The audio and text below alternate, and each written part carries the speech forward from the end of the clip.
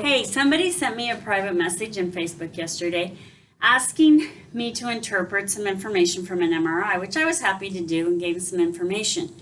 But I asked a few questions and she responded with a video of how she was walking. I immediately replied with, "Your hip muscles are weak." And she was surprised. She said no one's ever told her that. And I said, well, a lot of times people will focus on where you say, and when I say people, I mean healthcare providers will focus on what you tell them. I have knee pain, so they look at the knee. They don't look at the whole picture of your body from the top to the bottom. And the truth is we're completely connected from the top to the bottom. And so the hip affects the knee because the bone and the muscles that go in between the hip and the knee are connected. So one of the things we'll tend to do when our hips are weak is collapse our knees together. And we'll even walk with our knees together, or we'll sit down by putting our knees together and then collapsing into a chair, which, by the way, is not only not good for your knees, it's not good for your spine either. So you want to avoid that pattern.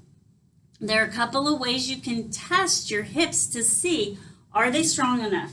So if I'm standing here in front of the chair, I want to slowly lower myself into the chair and I want to float down in there.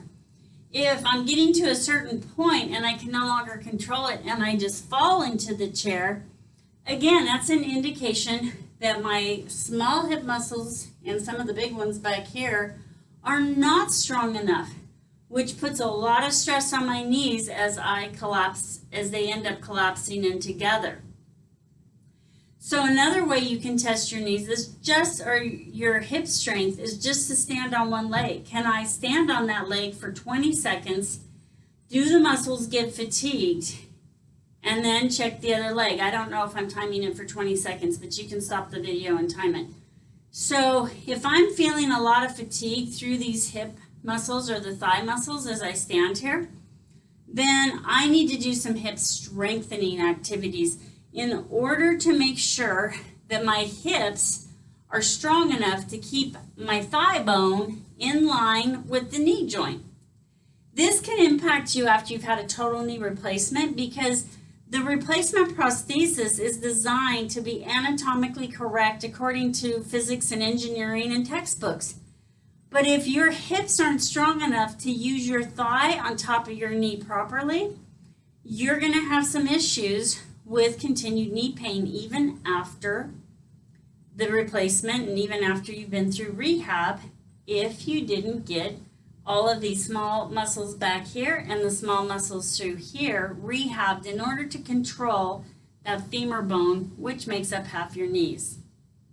So check out a couple of these movements so that you know how strong or not strong your hips are, and then take action to make those stronger. I'm Mary Thomas, physical therapist at Innovative Therapy in Dallas, Texas, and developer of the Body Power System.